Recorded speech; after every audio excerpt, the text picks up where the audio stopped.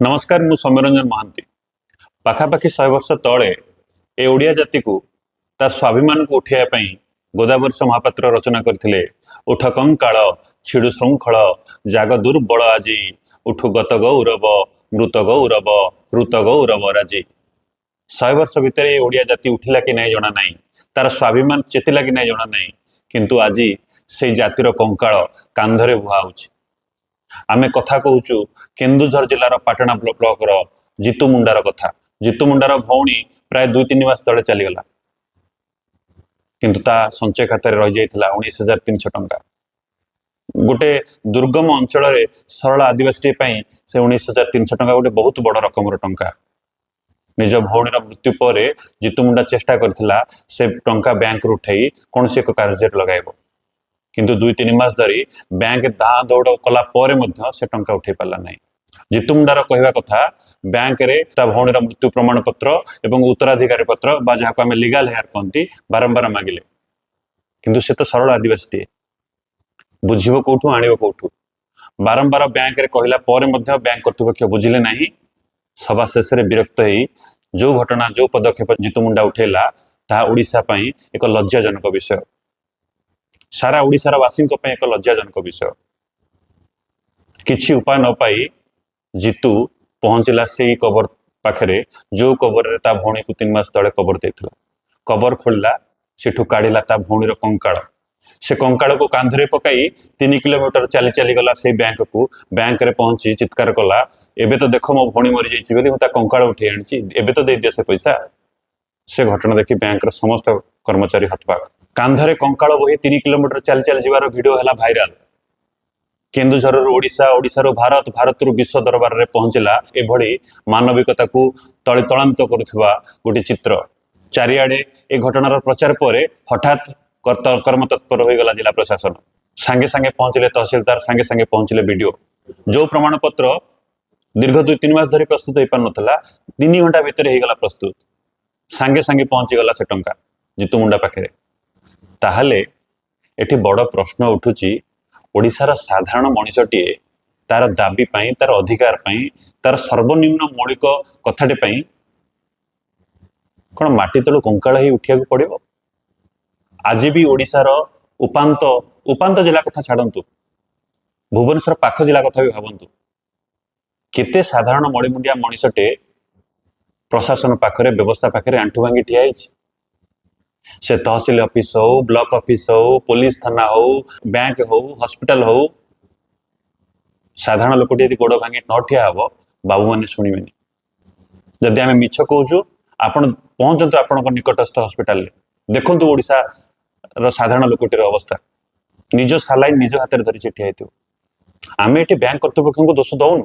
सी हुए तो निज नियम रे थिबे, बिना प्रमाण पत्र बिना उत्तराधिकारी प्रमाण पत्र रे हुए तो से दे न पारिबे, किंतु प्रशासन कोन एते संवेदनहीन? बैंक कर्तृपक्ष कोन एतिकी तदारक करि पाइलेनी कि जितु मुंडा ठीक कहूछि कि भूल कहूछि? काहे फील्ड वेरिफिकेशन कर देलेनी? सतको सत मिछ को मिछ जणा पड़ जाइथांता। एटी गोटे लोक विक्टिम ता भौणी चली जाइछि, सरल लोकटीए प्रमाण पत्र आनी पारुनी, आपणक पाखु बार बार दौड़ुछि, तथापि आपण नियम कानून कहि देइ चुप बसी गले। ता घर जाई पारथांते, स्थानीय प्रशासन सहित जोगाजोग करि पारथांते, ताको प्रमाण पत्र आनियार सहयोग करि पारथांते। कोन पई ताको ता भौणीर कबर तळ कंकाळ उठी आनी पइला? एथि पई व्यवस्था दायी नय? एथि पई बैंक कर्तृपक्ष दायी नहंती? ठीक थाई मध्य निज जगह तथापि ताको दायी कहि परिबा। मने पडुची 10 वर्ष तळर घटना। दानमाझी निज स्त्री चलीगला हॉस्पिटल रु निज स्त्रीर मृतदेह को निज गाँ को नापी मिललानी गाड़ी खंडे। 10 किलोमीटर से पादरे चली चली ता स्त्रीर मृत शरीर को कांधरे पकई जो गला से घटना सारा विश्व दरबार निंदित कला। सेतेबेले विपक्ष भारतीय जनता पार्टी ए घटना सीधा सड़क भाव दायी कला ओडिशा सरकार को। विपक्षर स्वर सहित स्वर मिसई ओडिशार जनसाधारण दायी कले बीजेडी सरकार को। ओडिशार मुख्यमंत्री नवीन पट्टनायक को दायी करागला।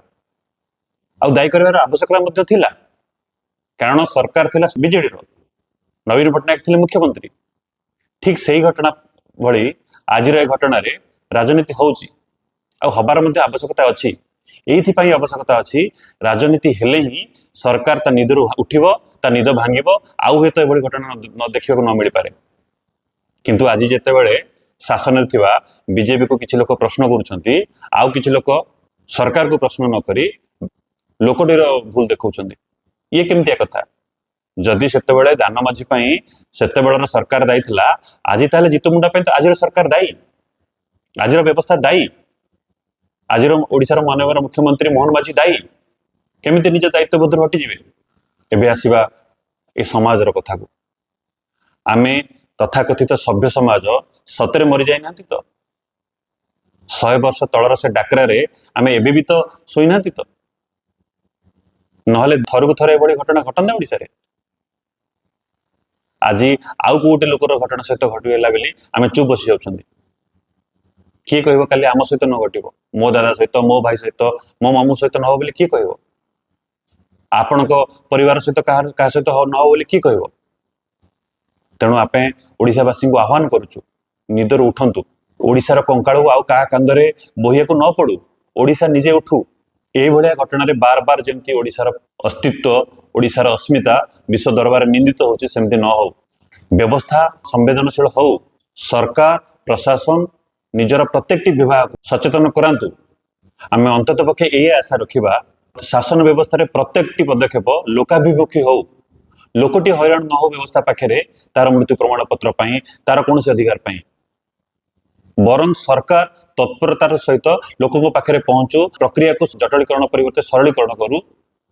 ଯୋଉ ଲୋକମାନଙ୍କ ପାଇଁ, ଲୋକମାନଙ୍କ ଦ୍ୱାରା, ଲୋକମାନଙ୍କର ଏ ସରକାର, ଲୋକମାନେ ତାର ଫାଇଦା ନିଅନ୍ତୁ। କୌଣସି ଗୋଟିଏ ସାଧାରଣ ଓଡ଼ିଆଟିଏ କୌଣସି ସରକାରୀ ବିଭାଗରେ, କୌଣସି ବ୍ୟବସ୍ଥା ପାଖରେ ଆଣ୍ଠୁ ଭାଙ୍ଗି ନ ଠିଆ ହଉ, ଏହି ଆଶା କରିବା ସହିତ ଓଡ଼ିଶାର ଜନସାଧାରଣଙ୍କୁ ଉଠିବା ପାଇଁ ଆମେ ଆହ୍ୱାନ କରୁଛୁ। ନମସ୍କାର।